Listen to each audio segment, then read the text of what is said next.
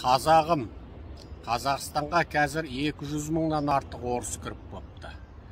Бұл орыстың барлығы ертеңгі қазақ жерін бейне Украинадағы Донбасс, анау Қырым, Луганск, Донецк сияқты жасау үшін жіберілген орыстар. Бұлардың барлығы Путин жіберген, арнайы қолдарына жаңа келе-келе қылып рубльді қағаз өздері үшін алғанда ол қағаз соны басып қоя берді. Рубль мен Қазақстанның қарым-қатынасы үзілген жоқ.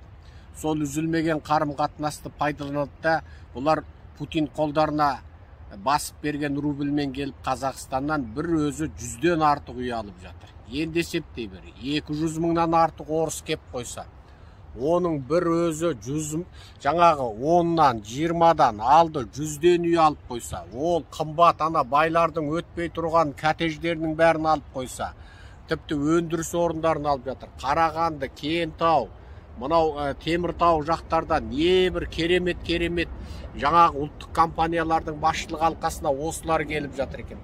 Енді осының барлығын көріп біліп отырып қазақтар қалай сіздер соған көніп шыдап отырасыздар. Бұның барлығы ертеңгі біздің мемлекетімізде үлкен бір бәлеге тығу үшін жасап отырған дүние. Енді сіздер осыған наразылық танытыңыздар, хат жазыңыздар, Американың елшілігіне, Еуропа елдерінің елшіліктеріне, Англияның елшіліктеріне, осының барлығына Біріккен Ұлттар ұйымына жазыңыздар. Мынау біздің Қазақстанда үлкен қантөгіс жасауға дайындалып жатыр деңіздер. Үнсіз қалмаңдар қазақтарым, айналайын қазақтарым. Мынау сіздер жарылғалы тұрған Жанартаудың үстінде самарқау ұйықтап отырсыздар. Естеріңізді жеңіздар, ұйқыларыңызды ашыңыздар, қалың елім қазағым. Өзінің бір туған бауыры Украинға осылай қантөгіс соғыс, геноцид жасап отырған орыс фашизмі, орыс расизмі, орыс рашизмі, орыс шовинизмі, орыс имперлік шабуылдаушылар, орыс отаршылдар, орыс оккупанттар, орыс басқыншылары ешкімге жақсылық істемейді. Мына орыстарды шовинистік пиғылдан арылтпай жер бетінде тыныштық орнамайды. Сондықтан қазақтар көтеріліңіздер. Мына болып жатқан жағдайды айтыңыздар, видео үндеу тастаңыздар, наразы болыңыздар, көрген жерде видеоларыңызды салыңыздар. Бүгін үнсіз жатасыздар, ертең бала шағаңыз, туыс туған ауыл аймағыңызбен қынадай қырыласыздар. Ертең үлкен жамандықтың алдын алу үшін бүгін жүректеріңіздегі қорқынышты жеңіңіздер. Ал бүгін үнсіз қалсаңыздар, ертең ауыл-ауыл, қала-қала боп, тас-талқан боп қынадай қырылғаннан басқа жол жоқ. Жаман айтпай жақсы жоқ. Әр қазақ менің жалғызым деп жаным ашығаннан айтып отырмын.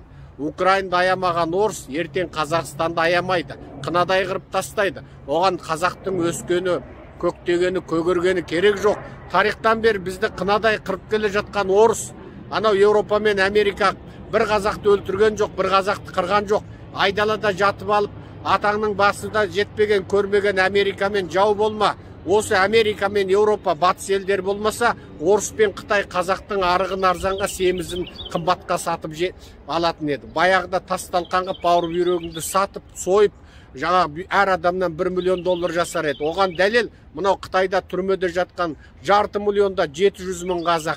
Оған дәлел, мынау орыстардың 16 жылға қазақ көтерілістерін басуы, 17 алаш ордашыларды бастыруы, мынау албан көтерілісі, қарқара көтерілісі, қырғыз көтерілістерін тасталқан қылып қыруы, 21-22-де жаңағы 2,5 миллион қазақты өлтіруі, мынау 26, 27, 28-де бүкіл жаңа ұлтшыл қазақтардың көзін құртуы, ал 31-33-де 4,5 миллион қазақты аштықтан қыруы, ал 36-37-де бүкіл интеллигенциялымызды, тіпті ауылдағы ескіше хат сауаты бар ауылдың медресе оққан молдаларына дейін қырып тастауы, бүкіл алаш арыстарын қырып тастауы соның дәлелі. Ал 41-де 45-ке дейін соғыс қайдады, окоп қайдады. Окопта қалың қазақты алдыңғы шепке салды. Анау немістің ең шешуші анау парламентінің басына Сәбеттің туын тіккенде Рақымжан Қошқарбай, Бауыржан Момышұлы болмаса, Мәскеу мен Петерборыңды орыс ала алмайды. Сонда оқтың алдына қазақты айдап салды. Қазақ кері шегінетін болса, артынан орыстың солдаттары атып отырды. Артқа шегініп өлсе, ауылдағы бала шағасына дейін қыратынын біліп, өлсем сол жаудың қолынан өлейін деп, бейшара қазақ шарасыздан алдыңғы шепте қынадай қырылды.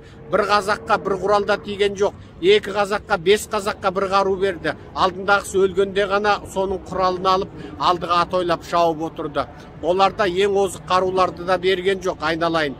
Өстіп 45 жылы Еуропа майданнан қайтқан қазақты қиыр шығыстағы Жапонмен соғысуға Қытай жеріне айдап салды. Сөйтіп Қытай жерінде Жапонмен соғысты сол қазақтар. Ал одан қалған қазақты Оспан Батырмен соғысуға Шығыс Түркістанда айдап салды. Сондықтан қалың елім қазағым, бұл орыстың қазаққа істемегені жоқ. Байқоңырдан шашқан әрбір грамм гептилі оның бүкілмен халыққа миллиондап өлімге алып келіп отырды. Олардың әр құлаған ракетасынан 3000 тоннада 5000 тонна гептил шашылды. 60.000 құланымыздың қырылып қалуы, бүкіл сол Қарағанды, Жезқазған, Ақтөбе, Шымкент, осы өңірдің тұтасымен гептилмен улануы 1000 жылда да қалпына келмейтін зор апат. Ал Семейде жарылған атом бомбалар әлем тарихында ешқандай жерде ондай атом сынағы болған жоқ. Екі рет атом бомба тасталған Жапония Нагасаки мен Хиросимадағы атом бомбасы үшін күні бүгінге дейін жылайды. Ал біздің Семейде 554 мәрте атом жарылды. Байқоңырдан ұшқан жаңағы зымырандар бізде мәңгілік қасіретке қалтырды. Жезқазған, Қарағанды төңірегінен орталық Қазақстан, оңтүстік Қазақстаннан ашылған уран кеніштері біздің бүкіл жерімізді улады және тұтас халқымызды, аң құсымызды, жан жануарымызға дейін ауруға душар қылды. Қазақ жерінен сау жер қойған жоқ, айналайын қалың елім қазағым. Осының барлығы орыстың қазаққа салған зобалаңы. Осы орыс болмағанда, осы орыстың соңғы 250 жылдағы қазақ халқына жасаған қиянаты болмағанда, қазақтар бұл күнде 150-де 200 миллион болып отыратын едік. Ал тарихтан бергі Қытайлардың қазаққа жасаған зұлымдығы болмағанда, біз мынау Қытайдың қорғанынан тартып, Еуропамен ортада 1,5-2 миллиардтық өскен халық болар едік.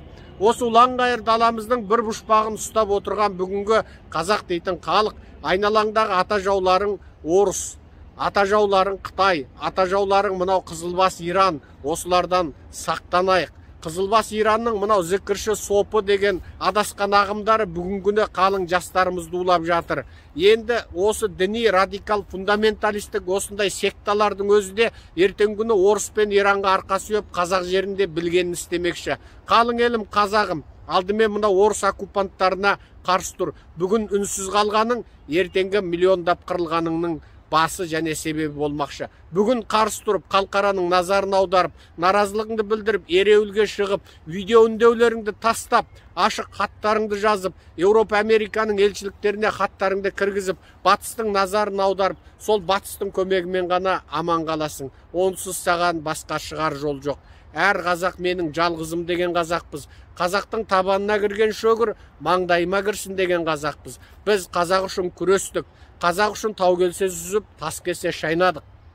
Қазақ үшін ұстаған жерде қолымыз, тістеген жерде тісіміз қалды. Сондықтан да қазақ болсын екен, қазақ аман болсын екен деп жүрегімізден шыққан сөзімізді айтып отырмыз. Аман бол қалың елім қазағым, қамдан, қамсыз болма. Құрметпен Серікжан Біләшұлы.